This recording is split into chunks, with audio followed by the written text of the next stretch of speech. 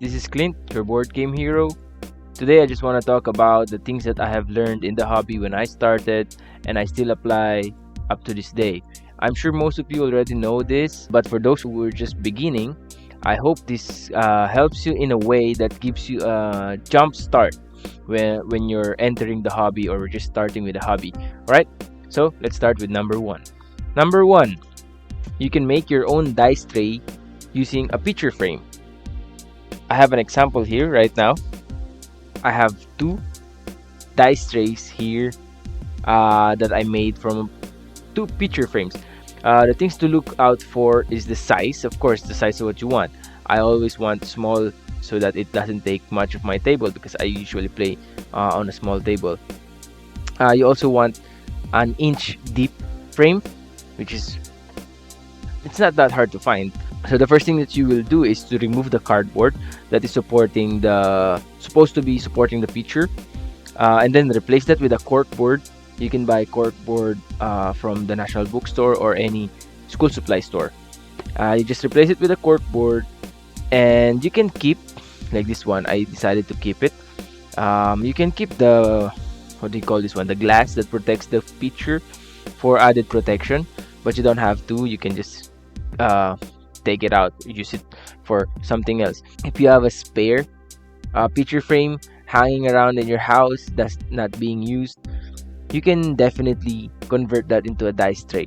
But dice trays are not that expensive, but this is like a nice thing to know so that you can reuse your old picture frames. Number two, when you're unboxing a board game, instead of removing all the shrink wrap, you can keep the upper portion intact, like what I did with this one. What you can do here is, using a hobby knife such as this one, you can just follow along the gap here between the cover and the whole box, and then you can just follow along, make a square cut, remove the bottom part, and then you can have this stay intact, and you can just open it like this. Alright, so the effect of this one, you might be thinking, well, that's useless because that's not permanent. The benefit of that one is you can prolong the life of your cover of the board game, of the box, sorry. The cover of the box, you can prolong the life of it. So in the future, when it gets wrinkly, like this one is starting to get wrinkly, it's quite annoying. If it's annoying you, you can just remove it. But in the end, you just prolong the life of the cover of the box. Number three, you can have presentable miniatures by just covering them with primer and dry brushing it with the color white. This is useful for new games that just arrived and your group liked the game, so you're just playing it over and over like you're in a campaign. This happened to us with the Black Rose Wars. We really like the game, but most of the miniatures are unpainted, and I'm the one who paints the miniatures. So what I did is I just primed it with black, dry brush it with white, so that whenever it's being used and still unpainted, it will still look presentable like this one. So what I did here, I dry brush it with white, a lot of dry brushing, so that the highlights, the detail will pop out. So it's unpainted, but it's still presentable. So these miniatures are from Black Rose Wars. That game has a lot of miniatures. There you go. This is Lucifer. So that's again primed with black paint. I use Bosny flat black. That's a really good spray paint. And then I just use a normal standard white paint for the dry brushing. Acrylic paint, not a spray paint. You can also do this by following the zenithal priming. With the model already primed black, I'm going to use some P3 white primer and do a couple very quick bursts and just go around the miniature to create some contrast between the light and dark areas. With the general contrast established on our miniature, I now want to bring a final focus to the face and belly. This will bring up the highlight in these areas and gives me a much more dramatic effect when painted. So there's two ways, zenithal priming or this one. Number 4, you can buy a puncher to make holes on your zip bag so that the air will not fill the zip bag, making it hard for you to put it back in the box. So I have an example here. So by the way, this is the puncher that I'm talking about. It makes a very small hole, usually for paper, but I have an example here of a zip bag that is full of air. Now if you want to put it back in the box, it's gonna be hard to fit all of the components because of zip bags like this. So what you want to do to make it fit perfectly, you want to remove the air, right? So what you usually do is you just open it and press it like that, and then put it in the box. But let's say you don't want to do that, you have your own puncher. You can just punch a hole on this one, and in any place, of course. So you can put it here. Now there's a hole. It's very small that components will not go through it. It will save you space. So buy a puncher and make holes on your zip bags. Speaking of zip bags, you should buy a lot of zip bags from supermarket. It's cheap and you will really need it for components, storing cards. Get more zip bags. For number 5, when you buy a set of dice, it will usually come in a bag or plastic or zip bag, but some of them come in their own storage case that looks something like this. What you can do with this one, once you take out the dice, use it, put it in your dice bag. Usually people get dice bag for their dice. You won't have any more use of this for this one. What I usually do is I put some memorable stuff in these cases and use it as a display case. So here I have 3 of them. Let me just show it to you. So this one, I placed a miniature from Talisman. This is one of the very first miniatures that I painted. So I put it in a display case and I just put it somewhere in my shelf to remind me that this is where I started in my painting journey. This one is just my favorite character. This is Captain Jack Sparrow. So I bought it, painted him, put him here in this display case just for display. Lastly, I have this D20. This is my very first D&D dice with Dwayne as a game master. I played with Halby. Anyway, so yeah, so this is my first D20 playing D&D. So that's a good way to use those display cases to store your memories here in our wonderful hobby. Number 6, you can create your own miniature or any components using air dry clay. That's right. Here's an example. I created this monster, this slimy worm, using air dry clay. You can see here it's starting to chip off because I'm not too careful storing it. I just put it in the box, moving around. Anyway, you can see the color pink here. That's the original color of the air dry clay. So I just molded it and then put it on the side to let it dry. And then when it dried, I just painted it and put some glue, the glue gun, to make a saliva here, slime or ooze or something like that. So yeah, you can make your own miniature. Here are 2 tentacles made also using air dry clay. You will notice at the bottom you will see a foil. So I used a foil to make the shape, and then the foil I covered with the air dry clay. So that's how you shape it. However, you cannot make detailed miniatures like humans or warriors or any humanoid miniatures here because it's gonna be hard unless you are very skilled in sculpting. You can also make components like this one because I'm lacking magic lamp for use in what's the game, Frostgrave. So I crafted my own magic lamp using air dry clay, and this is just gold, just nothing else, just a gold. So yeah, you can make a lot of stuff using air dry clay if you are artistic or creative. Right, number 7, you can create your own dice tower using a Pringles can.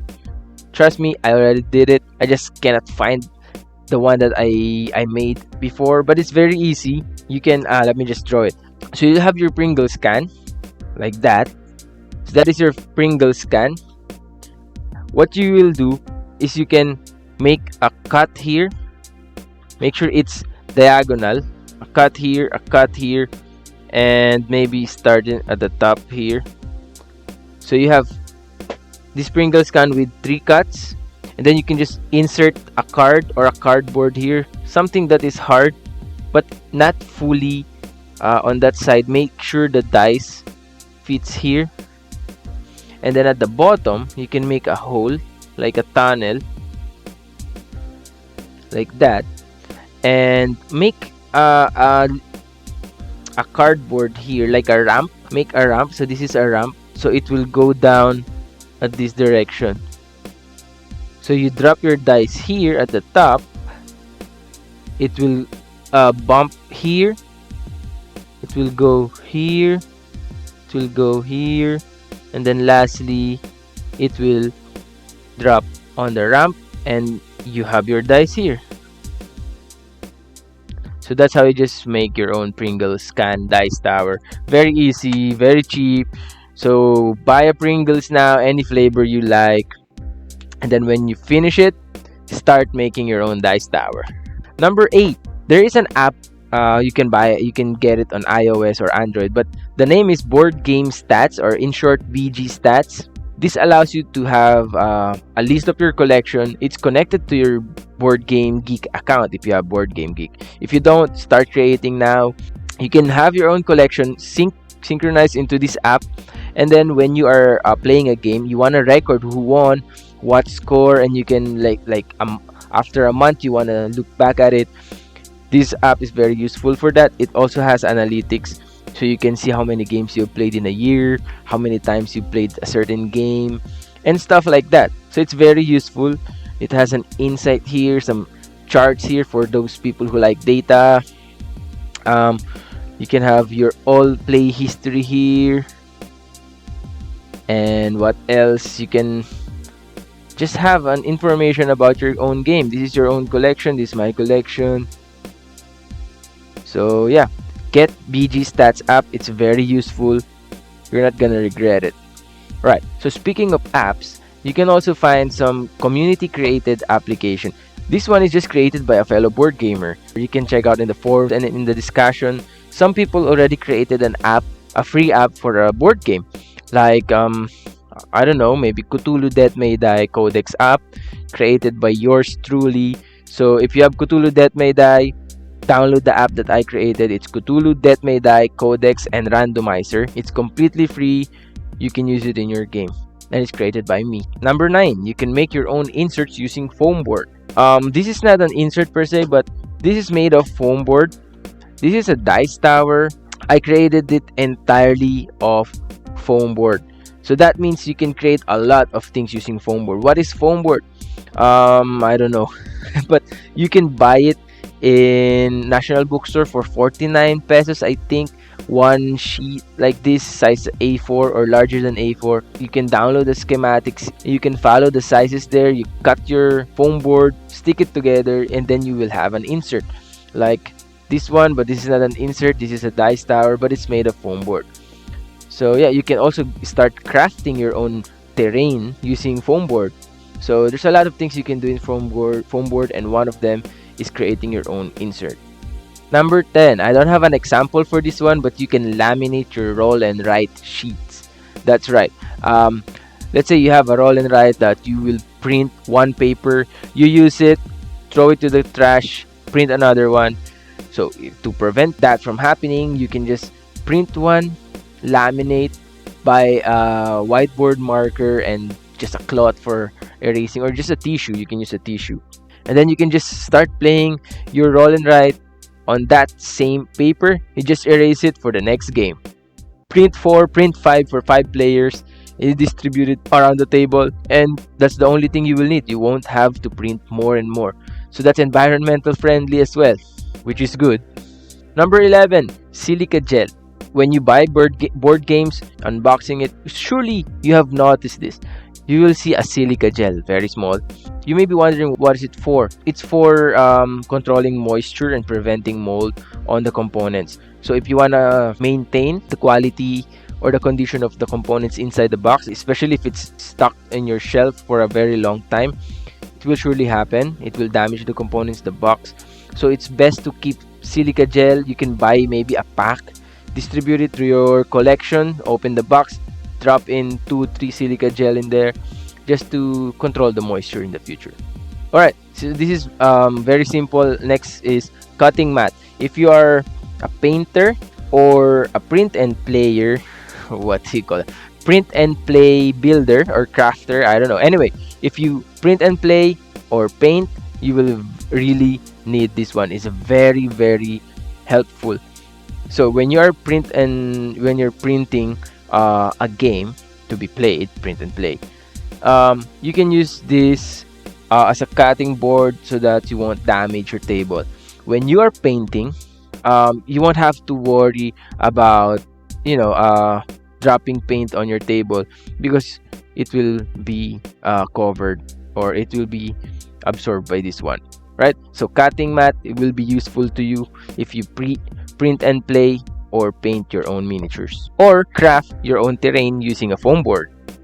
All right, number 13, we have Esel. When you're starting to paint your miniature, it will be best for you to look for a reference while painting it. One way to do this is through your cell phone or your computer, but mostly board games come with cards or character cards, and you can also use that as reference when painting. So when you buy your own easel, like this one, very small, you can put your card there, and you can just follow that as a reference, so that your phone is still available. You can chat, text, or watch a video while following this painting reference of a card. So yeah, find this one. Maybe you can find this in Shopee, Lazada, or any store. It's not that expensive and not that hard to find, but it will be useful to you. Number 14, I already talked about this. This is Board Game Geek. If you don't know Board Game Geek, or you're intimidated by its user interface, don't be. Use Board Game Geek. It has forums for each game. It's a database of board games, and publishers and designers and a lot of board gamers are active there in the forums. In the forums, you can get official answers and contents from the designers themselves. In the file section, you can get community created stuff like the FAQ that the community compiled, reference cards that you can print that is not in the game. Some games don't have reference cards, which I find very weird. It should be a must have in a board game.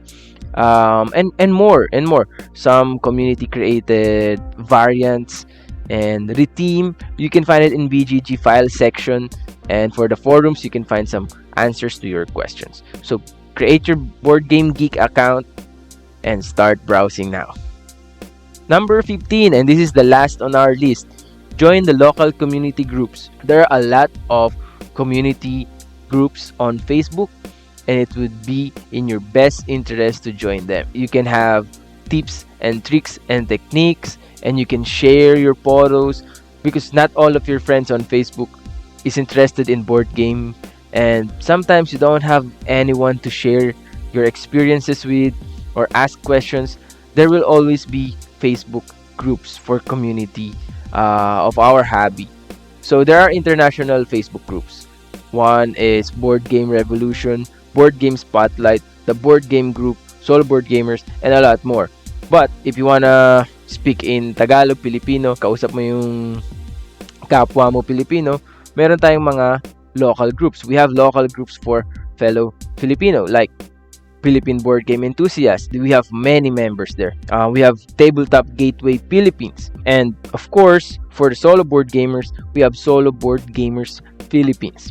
So there are a lot of board game groups out there. You can join a community. Sometimes there are localized groups, like in your area, in your city, they have their own group, or a game group that plays every week. They make their own group as well. You can join them. You can join their game nights easily by joining the group. So yeah, I recommend joining community groups, and as well following, this is very important, following board game advocates and volunteers. One very helpful figure in this one is Variable Play. If you want more of this kind of stuff and it help you, please follow Variable Play, and also follow me, Board Game Hero. I have my own page. But anyway, so that's it. Join community groups. Alright, so that is 15 things. I didn't even expect it to to get to 15. But if I forgot something, I'm sure I forgot something. I have many things to learn. But if you know something that I didn't mention here, please do so. Add in the comment section. I will read that one and keep it in mind. Practice that. I'm pretty sure most of our members or new people in the community or in the hobby will appreciate your tips and advice. So if you have things to contribute, please do so in the comment section. We will greatly appreciate that. Alright, so before we end this one, please like and follow Board Game Hero page, Variable Play, and subscribe to our channel. Your support is very important to us. It's what drives us. Alright, so that's it for this episode. This is Clint, once again, your Board Game Hero. Thank you for watching. See you again next time.